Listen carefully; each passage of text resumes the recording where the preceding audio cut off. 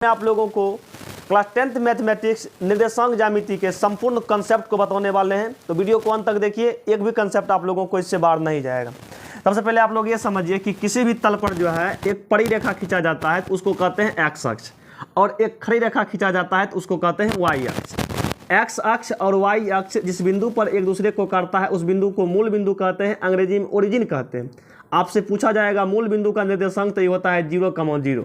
ये आपका क्या हो जाता है 0,0। देखिएगा एक्स अक्ष और वाई अक्ष मिल करके इस पूरे तल को 4 भाग में बांटता है, जिसमें पहला को कहते हैं प्रथम चतुर्थांश, इसको कहते हैं द्वितीय चतुर्थांश, इसको कहते हैं तृतीय चतुर्थांश, इसको कहते हैं चतुर्थ चतुर्थांश यानी कि चौथा चतुर्थांश। पहला चतुर्थांश में रहेगा प्लस प्लस यानी कि एक्स का भी मान प्लस में, वाई का भी मान प्लस, यानी कि दोनों मान किस में रहेगा प्लस में, दोनों मान प्लस में रहेगा तो वो आपका हो जाएगा प्रथम चतुर्थांश।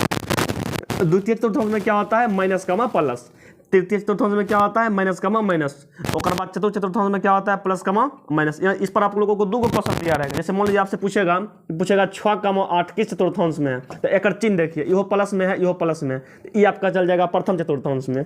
जैसे आपसे पूछ देगा -6,8 ये किस चतुर्थांश में है, एक चिन्ह देखिए, ये माइनस में है, ये प्लस में है, ये चल जाएगा द्वितीय चतुर्थांश में। जैसे आपसे पूछ देगा -6,-8 ये किस चतुर्थांश में है, तो ये आपका हो जाएगा तृतीय चतुर्थांश में। उसी प्रकार से आपसे पूछ दिया जाएगा कि 6,-8 ये कौन चतुर्थांश में है, तो ये आपका हो जाएगा चतुर्थ चतुर्थांश में, चौथा चतुर्थांश में हो जाएगा। चलिए उसके बाद देखिए, ये आपका एक्स अक्ष हुआ। एक्स अक्ष पर कहीं भी कोई बिंदु स्थित रहेगा तो इसके लिए y का मान कितना हो जाएगा, तो इसके लिए y का मान 0 हो जाएगा। और आप लोगों से एक क्वेश्चन ये भी घुमा करके पूछता है कि एक्स अक्ष का समीकरण क्या होता है, तो एक्स अक्ष का समीकरण हो जाएगा y बराबर 0। एक्स अक्ष का समीकरण क्या हो जाएगा y बराबर 0। उसके बाद देखिएगा y अक्ष पर कहीं भी कोई बिंदु स्थित रहेगा तो इसके लिए x का मान क्या हो जाएगा, x का मान हो जाएगा 0। आपसे पूछा जाएगा y अक्ष का समीकरण क्या होता है, तो y अक्ष का समीकरण हो जाता है x बराबर 0। x बराबर 0 उल्टा, यानी कि x अक्ष का समीकरण कहेगा तो y बराबर 0, और y अक्ष का समीकरण कहेगा ये आपका क्या हो जाएगा x बराबर 0। उसके बाद देखिएगा आपसे पूछा जाएगा, जैसे मान लीजिए यहाँ से यहाँ का दूरी क्या है x है, तो यहाँ से यहाँ का दूरी भी क्या हो जाएगा x हो जाएगा। आप लोगों से पूछा जाएगा, देखिए ये कौन अक्ष हुआ, y अक्ष हुआ।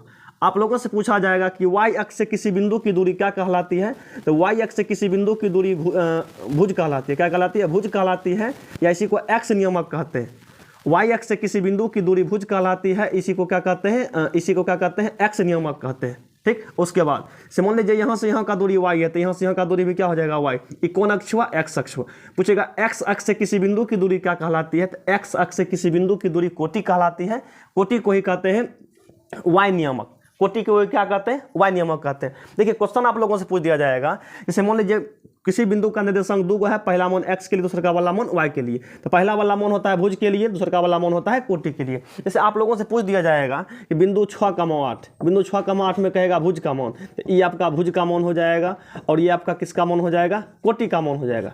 पहला वाला मान भुज का हो जाएगा, दूसरा का वाला मान कोटि का हो जाएगा। चलिए उसके बाद इधर आइए, यदि आप लोगों से पूछा जाएगा कि मूल बिंदु से बिंदु की दूरी, मान लीजिए कोई बिंदु दिया रहेगा जिसका निर्देशांक क्या कहते हैं x, y है, कहेगा मूल बिंदु से दूरी निकालने के लिए, तो मूल बिंदु से दूरी निकालने के लिए क्या कीजिएगा, √x का स्क्वायर प्लस में y का स्क्वायर। उसके बाद कहेगा दूरिस्तों, तो आपको पता होगा कि दूरिस्तों निकालने के लिए क्या करना है, x2 - x1 का स्क्वायर प्लस में y2 - y1 का स्क्वायर कर देना है।